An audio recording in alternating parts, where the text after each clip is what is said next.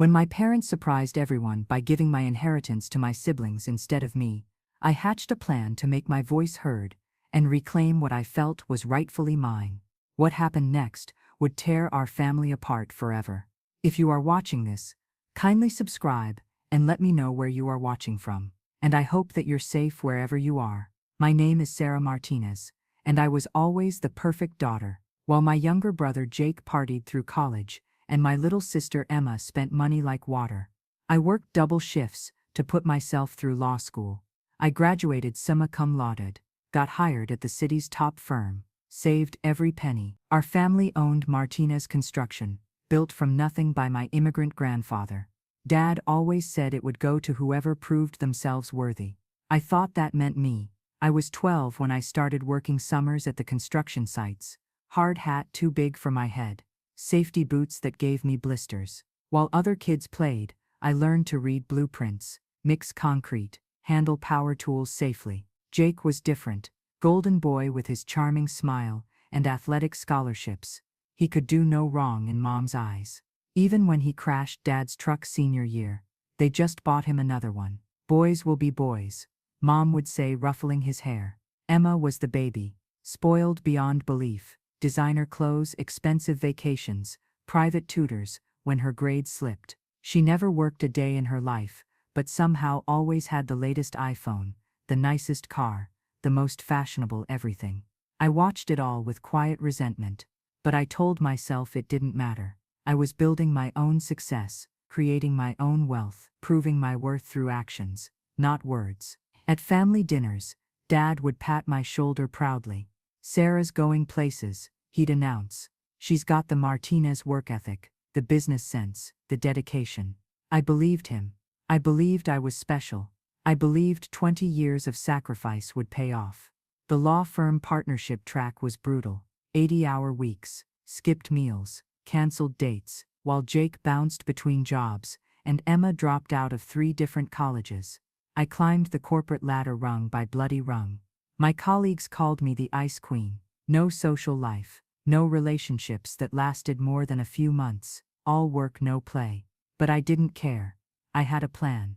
I was going to inherit the family business, merge it with my legal expertise, build an empire, show everyone that the responsible daughter was worth 10 spoiled siblings. Mom would sometimes worry about me. "Sarah, honey, when are you going to settle down? Give us grandchildren. You're 32 now." But Dad would wave her off. "Let her build her career first. Sarah knows what she's doing. She's always been the smart one." Then came the phone call that changed everything. "Sarah, it's Dad. Can you come over Sunday? We need to have a family meeting. Important business to discuss." His tone was different, formal, like he was talking to a client, not his daughter. I hung up with butterflies in my stomach. This was it, the moment I'd worked toward my entire life. But have you ever had a feeling that something was terribly wrong, even when everything seemed perfectly normal? Sunday dinner at my parents' house was always a production. Mom's famous pot roast, homemade bread, the good china reserved for special occasions. Jake arrived fashionably late, as usual.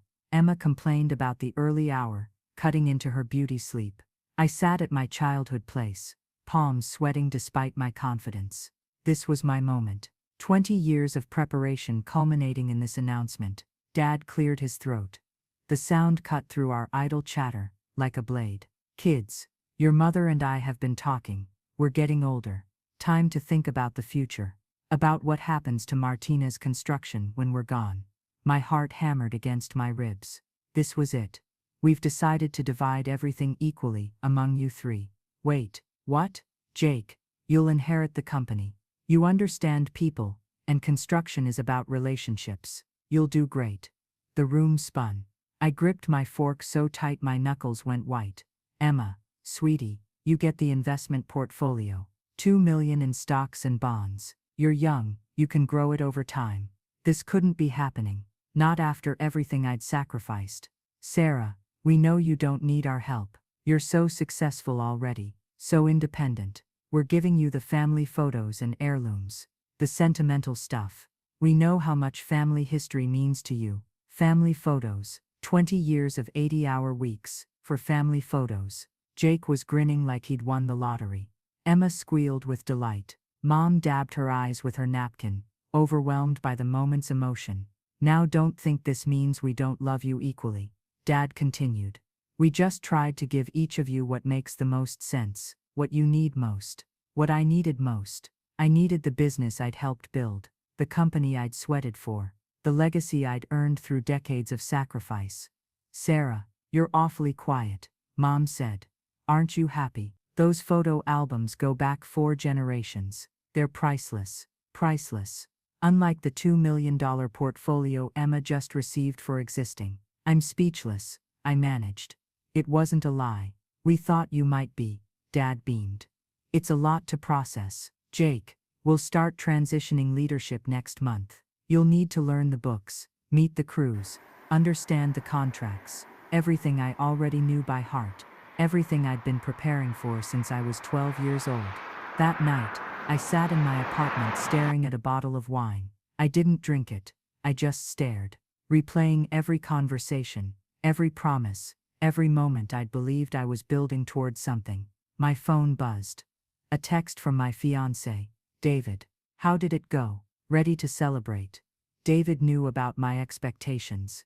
We'd planned to merge his marketing firm with Martinez Construction once I inherited, create a power couple business dynasty. How do you explain that 20 years of your life just became worthless? I typed and deleted a dozen responses. Finally settled on we need to talk, but before I could send it, another text came through, this one from Jake. Sarah, I know this is weird, but I promise I'll take good care of the business. Maybe you can be our lawyer. Our lawyer. Like I was some outsider begging for scraps. But what happened next would make Jake's condescending text look like a love letter. David came over that night. I poured 2 glasses of wine and sat him down on my expensive sofa, the one I'd saved months to afford while my siblings got handouts. They gave Jake the business. I said without preamble. Emma gets $2 million. I get photo albums. David set down his wine glass. Hard. Photo albums. Sarah, that's insane. You've worked for that company since you were a kid. I know. You have a law degree. You understand business better than Jake ever will. I know. This is discrimination. Gender bias. You should sue. Should I? Could I? The thought had crossed my mind. But suing my own parents felt like crossing a line I couldn't uncross. Let me think about it, I said. David was quiet for a long moment. Too long. Sarah, I need to ask you something, and I want you to be honest. My stomach clenched. I knew that tone. Are you going to be okay financially? I mean, we had plans. Big plans. The business merger. The house we looked at. The wedding we've been planning. David, I make good money at the firm. Nothing's changed there. But it has changed. We were counting on the construction company. The connections, the contracts, the generational wealth. Now what? Now I wasn't worth his time. Are you breaking up with me? I asked quietly. I'm not breaking up with you. I need to think. This changes our whole future. He left that night, took his overnight bag and his key to my apartment. The next morning brought worse news. Emma called, giggling like a teenager. Sarah, guess what? David asked me out. The world stopped. What? He said he realized he's been with the wrong sister all along. Isn't that romantic? He says I have this zest for life you lack, this joy. Plus with my new inheritance, we can really build something together. My fiancé, my baby sister, my inheritance money. Emma, we're engaged. We're engaged. Past tense. He ended things with you yesterday, right? So technically, he's single. Fair game. Fair game. Like I was some obstacle that had been cleared from the board. I hung up and immediately called Jake. Jake, Emma's dating David, my ex-fiancé. This is insane. Sarah, I'm sorry, but that's between you and them. I can't control who Emma dates. She's using the money our parents should have given me to steal my fiancé. Should have given you. Sarah, Mom and Dad made their choice. You need to accept it and move on. Move on. Everyone kept telling me to move on. That afternoon, Mom called. Sarah, honey, I heard about you and David. I'm so sorry. Finally, some sympathy. But Emma seems so happy, and David's a good boy. Maybe this is just meant to be. Meant to be. My mother thought my sister stealing my fiancé, with my inheritance money, was destiny. Mom, doesn't this bother you at all? Well, it's a little awkward, but Emma deserves happiness too. She's never had a serious boyfriend before. And Sarah, sweetie, you're so strong, so independent. You'll find someone else.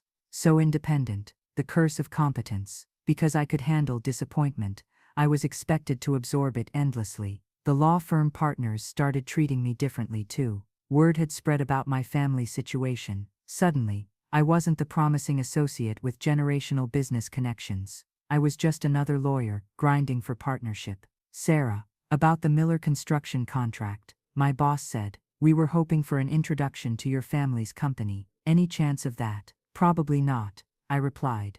Ah, I see. Well, we'll explore other options then. Other options. Other people. Everyone was moving on to better choices. I sat in my office that night, staring at the city lights through my window, 20 floors up, looking down on a world that suddenly seemed very small and very cruel. But as I sat there in the darkness, something started growing inside me. Not sadness, not self-pity, anger, cold, calculated, patient anger. My family thought they knew me, thought I was the responsible one who would just accept whatever scraps they threw my way, the independent one who didn't need their help, or love, or fairness. They were wrong, and I was going to show them exactly how wrong they were. The next morning, I woke up with crystal clarity. For the first time in weeks, I knew exactly what I needed to do. I started with research. Thanks to my legal training, I knew how to investigate people, how to find information they'd rather keep hidden, how to uncover secrets. Jake was running Martinez Construction now,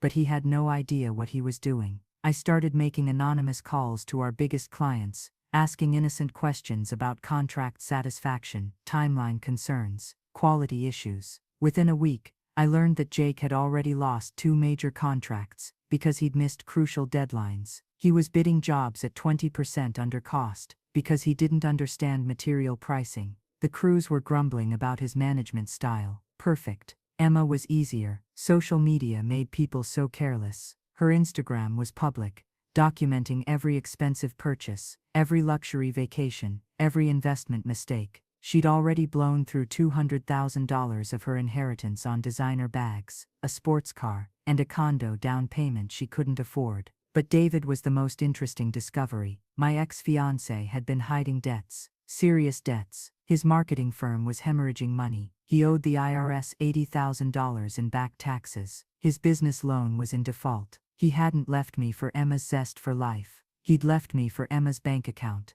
I felt a cold satisfaction settling in my chest. Knowledge was power, and I had knowledge they didn't know I possessed. My first move was subtle. I had a friend at the city planning office slip Jake some misinformation about zoning changes. Nothing illegal, just incomplete information that led him to bid on a project he couldn't legally complete. When the client discovered the issue, they sued Martinez Construction for breach of contract. Jake panicked, called Dad for help, but Dad was already semi-retired, out of touch with current regulations. They lost $50,000 in legal fees and penalties. Strike one. Next, I used my legal network to quietly spread word that Martinez Construction was having management problems. Nothing slanderous, just careful suggestions that maybe other firms might be more reliable for large projects. Within a month, 3 clients switched to competitors. Jake's profit margins were getting tighter by the week. For Emma, I took a different approach. I created a fake investment opportunity. Through a shell company, I offered her a chance to triple her inheritance by investing in emerging green energy markets. The paperwork looked legitimate, because I drafted it myself, using real legal language and impressive-looking documentation. Emma, convinced she was a financial genius, invested $400,000. Of course, the investment was fake. The money went into an escrow account I controlled. Technically not theft. She'd signed documents that clearly stated the risks, if she'd bothered to read the fine print, which she hadn't. But David required special attention. I anonymously tipped off the IRS about his hidden business assets, sent documentation to his creditors, showing his new lifestyle with Emma, proving he had money to pay his debts, but was avoiding them. Within weeks, his bank accounts were frozen. His business was under audit. Emma was suddenly dating a man with negative net worth and serious legal problems. But this was just the beginning. Did you ever notice how people show their true character when they're under pressure? 3 months into my campaign, cracks began showing in my family's perfect new arrangement. Jake called me, his voice strained with panic. "Sarah, I need help. The business is struggling. Dad's mad at me, Mom's asking questions, and I don't know what I'm doing wrong." I let him sweat for a moment before responding. "What kind of help? Legal help? Business advice? I know you're angry about the inheritance, but you're still my sister. Can't you help me figure this out?" The same brother who dismissed my concerns about fairness was now begging for my expertise. "I'll think about it," I said, then hung up. 2 days later, Emma called in tears. "Sarah, something's wrong with my investment. The company isn't returning my calls, and David says it might be a scam. I could lose everything." "Did you research the company before investing?" I asked innocently. "I thought I did. The paperwork looked so official. They had lawyers and certificates and everything. Everything I'd carefully forged, knowing Emma wouldn't bother verifying independently." "Emma, you should probably hire a lawyer. A good one. This sounds complicated. Can you help me? You're a lawyer. I specialize in corporate law, not investment fraud. You'll need someone else." The same sister who'd stolen my fiancé with my inheritance money was now asking me to clean up her mess for free. But the best part came when David's world completely collapsed. The IRS seized his business assets. His creditors started garnishing his wages. Emma discovered his debt situation and realized she'd been funding his lifestyle while he avoided his responsibilities. She broke up with him, spectacularly. I know, because she called me immediately afterward. "Sarah, I'm so sorry. You were right about David. He's a user, a liar. He only wanted me for the money. Only wanted her for the money." The irony was delicious. "I'm sorry you had to learn that the hard way," I said, meaning it. "Can we talk? I feel so stupid. I treated you terribly, and now I understand why you were upset about the inheritance. I wasted mine on stupid things while you would have invested it wisely." Would have. Past tense. Because it was too late now. "We can talk," I agreed. "But I'm busy this week. Maybe next month." Next month became next season. I was patient, let her sit with her regret and guilt while I continued orchestrating my family's downfall. Meanwhile, Jake's situation worsened. Martinez Construction lost another major client after a project delay caused by his inexperience. The company's reputation was suffering. Dad had to come out of retirement to handle the crisis, which created tension between him and Jake. "This isn't what I expected when I gave you the business," Dad told Jake during a family dinner I attended. "Your grandfather built this company on reliability and quality. We can't afford to lose that reputation." Jake's face was red with embarrassment and frustration. He looked across the table at me with desperate eyes. I smiled pleasantly and took another bite of Mom's pot roast. After dinner, Dad pulled me aside. "Sarah, I need to ask you something. Jake's struggling with the business. Would you consider coming on as a consultant, maybe help him learn the ropes?" The same man who'd given my inheritance to my incompetent brother was now asking me to fix his mistake. "I don't think that's a good idea, Dad. Jake needs to learn independence. Isn't that what you wanted?" But privately, I was celebrating. The first domino had fallen. My family was starting to realize they'd made a terrible mistake, but they had no idea how much worse things were about to get. 6 months after the inheritance announcement, my family's perfect plan had become a nightmare.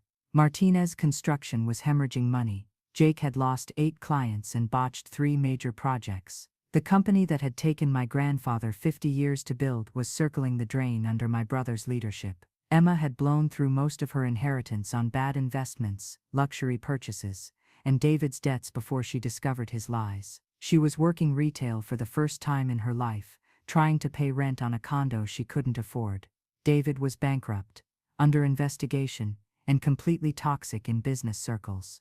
His reputation was destroyed, his assets seized, his future ruined. But I wasn't done yet. My next move targeted the heart of their betrayal, my parents' reasoning for excluding me. I hired a private investigator to document Jake's daily routine. His late arrivals, long lunch breaks, early departures. His habit of delegating important decisions to employees who quit in frustration when he ignored their expertise. I compiled evidence of Emma's financial irresponsibility, Screenshots of her social media posts showing wasteful spending. Bank records proving she'd lost $600,000 in 8 months through poor choices. Then I created a comprehensive business analysis of Martinez Construction's decline, comparing performance metrics before and after Jake took control. Revenue down 40%. Client retention down 60%. Employee satisfaction at an all-time low. The report was professionally formatted, thoroughly documented, and devastating in its conclusions. I sent copies to both my parents with a simple cover letter. I thought you might be interested in understanding the consequences of your inheritance decision. Love, Sarah. Mom called within hours, sobbing. Sarah, honey, we had no idea things were this bad. Your father's been trying to help Jake, but maybe we made a mistake. Maybe? The entire family empire was collapsing because they'd chosen favoritism over competence, and she thought maybe they'd made a mistake. What do you want me to say, Mom? I don't know. We thought we were being fair. We thought you didn't need our help because you're so successful. Successful. I was successful because I'd worked for it, because I'd sacrificed for it, because I'd earned it through merit instead of expecting handouts. You're right. I don't need your help. Dad was less emotional when he called. Sarah, we need to talk, all of us, as a family. About what? About fixing this situation. About making things right. Making things right. Now that their golden boy had failed and their baby girl had crashed and burned, suddenly they wanted to make things right. I don't think there's anything to fix, Dad. You made your choice. Jake inherited the business. Emma inherited the money. I inherited the photo albums. Everyone got what you thought they deserved. You know that's not what we meant. Is it? Because your actions spoke pretty clearly about what you thought I deserved. The family meeting happened the following Sunday. Same dining room, same pot roast, completely different atmosphere. Jake looked haggard, dark circles under his eyes, stress lines around his mouth. The golden boy charm had been stripped away by months of failure and frustration. Emma appeared smaller somehow. Cheaper clothes, less confidence, the first real consequences she'd ever faced in her privileged life. Mom and Dad looked older too. The weight of watching their legacy crumble was aging them rapidly. Sarah, Dad began, we owe you an apology. I waited. We made a mistake with the inheritance. We see that now. Jake isn't ready to run the business. Emma wasn't ready for that kind of financial responsibility. We let our emotions cloud our judgment. And what exactly are you apologizing for? I asked. The question seemed to surprise him. For not recognizing your contributions. For undervaluing your abilities. For assuming you didn't need our support. For treating me like an outsider in my own family. I added. For giving away the business I helped build to someone who's destroying it. For funding my sister's theft of my fiancé with money that should have been mine. The room fell silent. Sarah, we can't undo what we did, Mom said quietly. But maybe we can make it better. Maybe we can restructure things. Restructure. Like this was a business deal gone wrong instead of a betrayal that had shattered our family. What did you have in mind? I asked, though I already knew what they'd suggest. We want to give you control of Martinez Construction, Dad said. Jake can work under you, learn from you. Emma can return what's left of her inheritance to help capitalize the business recovery. Jake's face went pale. Emma started crying, and I sat there, looking at my family, the people who'd taught me about loyalty, about fairness, about earning what you receive, and realized they'd learned nothing. They didn't want to make things right, because they understood they'd been wrong. They wanted to make things right, because their wrong decision had consequences. But the biggest shock was yet to come. Looked around the table at my broken family. My parents, desperate to salvage their legacy. Jake terrified of losing the only thing that had ever made him special.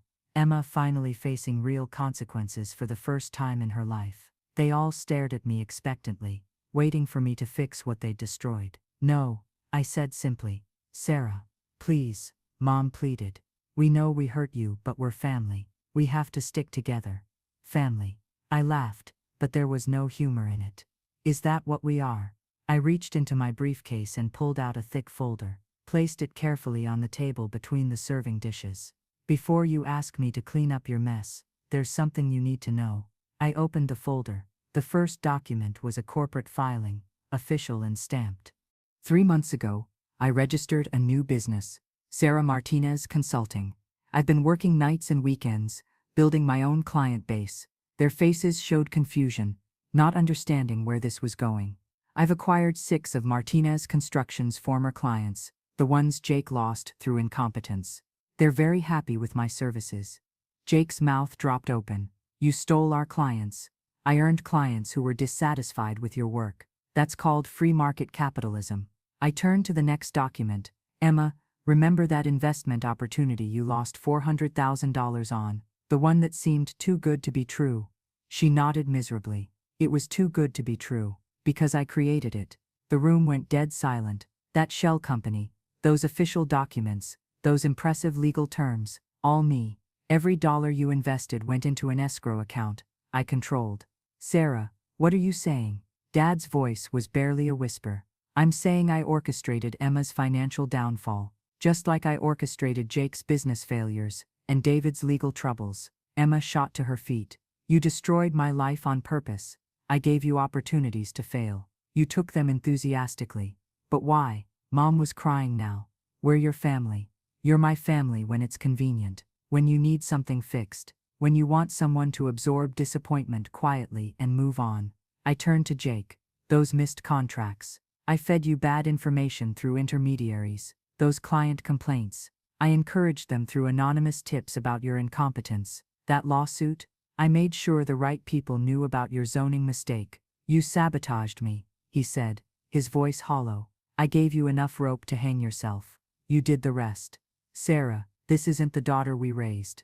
Isn't it? You raised me to work twice as hard for half the recognition, to sacrifice my needs for everyone else's comfort, to accept unfairness with grace and dignity. I stood up, looking down at them all. You raised me to be invisible until you needed me. Well, congratulations. You succeeded. But we love you. Mom sobbed. You're our daughter. I was your daughter when I worked construction sites at 12 years old, when I put myself through law school, when I built my career while Jake partied and Emma shopped. We always appreciated. You appreciated my usefulness, not my worth. I pulled out the final document from my folder. This is a purchase agreement. I'm buying Martinez Construction for cash. At current market value, which thanks to Jake's management, is about 30% of what it was worth a year ago. Their faces showed shock, confusion, betrayal. The business is failing. Dad, you need capital to save it. And I need a construction company to expand my consulting business.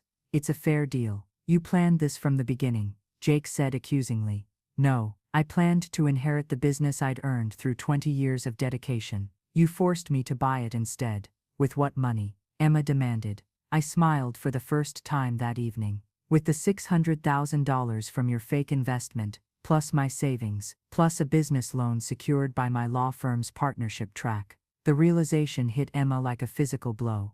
You used my own money to destroy me. I used your greed against you, just like I used Jake's incompetence and David's desperation. Sarah, this has gone too far, Dad said, trying to regain control. We can work this out as a family. We tried that. Remember, you worked it out by giving away my inheritance to children who hadn't earned it. I closed my briefcase and stood up. Here's what's going to happen. I'm buying the construction company. Jake can work for me if he wants to learn the business properly. Emma can keep whatever's left of her inheritance after paying back her debts. And you two can decide whether you want a relationship with the daughter you underestimated. And if we say no, Dad asked, then you watch Martinez Construction go bankrupt and disappear forever. Because without my intervention, Jake will destroy it completely within 6 months. I walked toward the door, then paused. Oh, and one more thing. David's bankruptcy. I tipped off his creditors, his IRS problems. I provided documentation they'd been missing. His business failure. Well, that was mostly his own incompetence, but I made sure the right people knew about it. The silence behind me was deafening. You destroyed 3 lives for revenge, Mom whispered. I revealed 3 people's true characters under pressure. The destruction was their choice. But as I reached for the door handle, Jake's broken voice stopped me. Sarah, wait. I turned. I'm sorry. We're all sorry. We treated you terribly. We took you for granted. We made horrible decisions based on stupid assumptions. His eyes were filled with tears. But this isn't justice. This is cruelty. You've become someone I don't recognize. For a moment something twisted in my chest, a whisper of doubt, a flicker of the love I'd once felt for these people. But then I remembered sitting in my apartment, staring at David's engagement ring after he'd chosen Emma's inheritance over our 5-year relationship. I remembered watching my parents beam with pride as they handed my life's work to my incompetent brother. I remembered being told I was too independent, too successful, too strong to deserve what I'd earned. "Jake," I said quietly, "you don't get to judge my methods when you've never questioned the fairness of the results." And I walked out of my childhood home for what I knew would be the last time as their daughter. But the biggest shock was yet to come. The purchase of Martinez Construction took 6 weeks to finalize. During that time, my family made several attempts to reconcile, but I'd crossed a line I couldn't uncross. Jake called daily, sometimes angry, sometimes pleading, "Sarah, we can fix this. We can be a family again." But I'd learned something important about family during my months of careful revenge. Real family doesn't require you to earn your place through silence and sacrifice. Emma tried a different approach. She showed up at my law office one afternoon, looking smaller and more fragile than I'd ever seen her. "I deserve what you did to me," she said without preamble. "I was spoiled and selfish and cruel. I stole your fiancé. I wasted money you should have inherited. I treated you like you didn't matter." I gestured to the chair across from my desk. She sat down carefully, like she was afraid I might change my mind. "But Sarah, what you did to David, he's talking about suicide. His life is completely destroyed. A year ago that information would have horrified me. Now I felt only cold satisfaction. David made his choices. He chose debt over honesty. He chose your money over our relationship. He chose to use you while hiding his financial problems. I simply made sure his choices had consequences. But those consequences are destroying him." "Good." Emma stared at me, searching for some trace of the sister she'd grown up with. "What happened to you?" she whispered. "I grew up. I realized that being the good daughter, the responsible one, the person who always puts family first, gets you nothing but exploitation. We never meant to exploit you. Intent doesn't matter. Impact does." She left that day looking older than her 28 years. I felt nothing. Mom and Dad tried their own intervention 2 weeks before the business sale closed. They came to my apartment on a Saturday morning, looking nervous and uncomfortable in my space. "Sarah, we want to make you an offer," Dad said. "Keep the business in the family. We'll restructure everything. You'll be the primary heir. Jake and Emma will work under you." "Too late. Please, honey," Mom pleaded. "We know we made mistakes, but we can fix them. We can be the family you deserved from the beginning." I poured myself coffee without offering them any. "You can't fix 20 years of being taken for granted with one conversation. Then what do you want from us?" Dad asked, frustration bleeding into his voice. "Nothing. I want absolutely nothing from you." "That can't be true, can't it? For my entire life, I wanted your recognition, your respect, your fair treatment. I worked harder than anyone to earn those things, and you gave them to people who did nothing to deserve them." I set down my coffee cup and looked directly at both of them. So I stopped wanting them. I realized I could take what I deserved instead of begging for what I'd earned. "This isn't taking," Mom said desperately. "This is destroying. You've hurt everyone who loves you. Everyone who loves me." I laughed. "Where was that love when you handed away my inheritance? When you justified my sister stealing my fiancé? When you expected me to fix Jake's incompetence for free? We made mistakes. You made choices. Choices that showed me exactly where I ranked in your priorities." Dad tried a different approach. "Fine, we hurt you. We were wrong. We deserve your anger. But Sarah, revenge isn't justice. What you've done goes beyond making things right, does it? Jake got a business he couldn't run, and he lost it through his own failures. Emma got money she wasn't ready for, and she wasted it through her own choices. David got a relationship with a wealthy woman, and he destroyed it through his own lies and debts." I stood up, signaling the conversation was over. I didn't force any of them to fail. I just stopped protecting them from the consequences of their actions. "You manipulated those consequences," Dad said quietly. "The same way you manipulated the inheritance by choosing favorites over fairness." The business transfer happened on a cold Tuesday morning in November. I signed the papers making Martinez Construction officially mine. My grandfather's legacy, my father's life work, my own childhood dreams, finally in the hands of someone who understood their value. Jake was there, hollow-eyed and defeated. He'd agreed to stay on as a supervisor, learning the business properly for the first time in his life. The golden boy charm was gone, replaced by the bitter understanding that reputation must be earned. Emma wasn't present.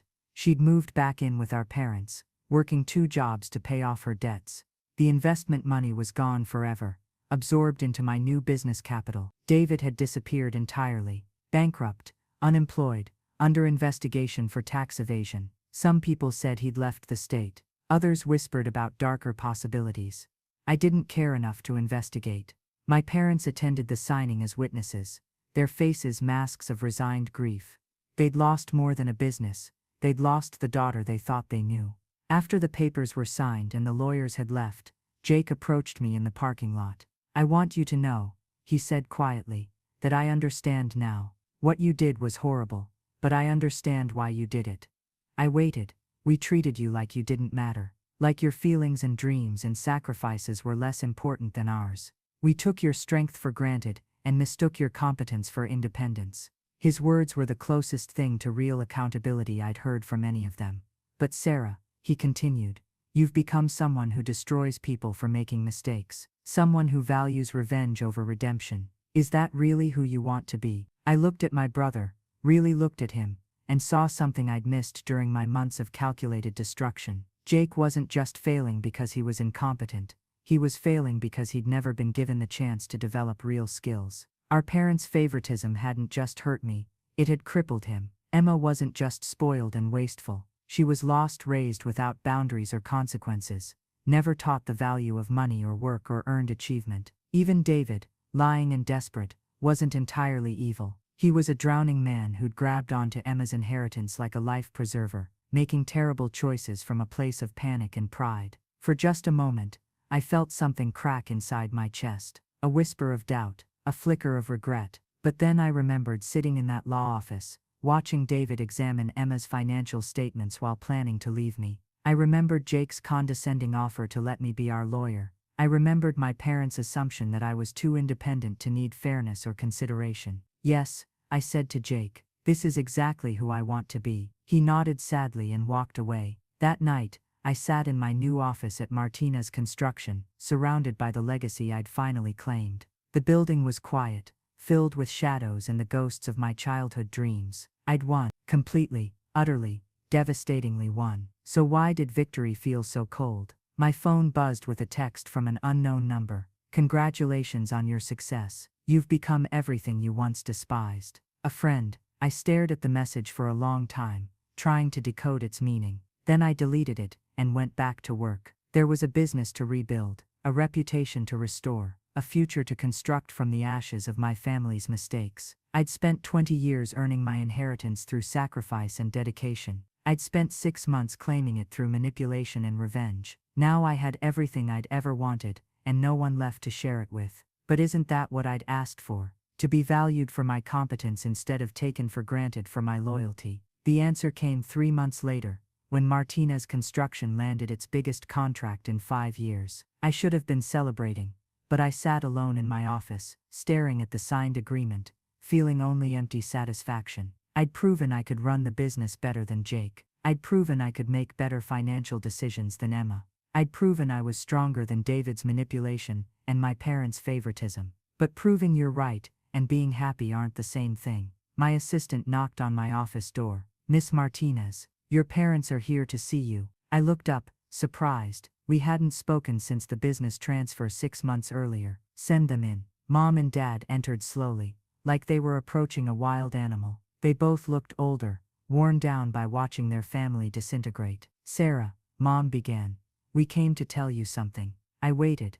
"Emma's in therapy. She's learning about the damage our parenting did, not just to you but to her. She understands now that we didn't do her any favors by giving her everything without making her earn it. And Jake's doing well working for you," Dad added. "Better than I expected. He says you're teaching him things I never did, making him responsible for his mistakes instead of covering for them." "Why are you telling me this?" They exchanged a look. "Because we wanted you to know that your revenge, as painful as it's been, might have been the best thing that ever happened to your siblings." The words hit me like a physical blow. Emma's working, saving money, learning about budgets and consequences. She's dating someone who likes her for her personality, not her bank account. Jake's become a genuinely skilled construction supervisor who earns his crew's respect through competence, not charm.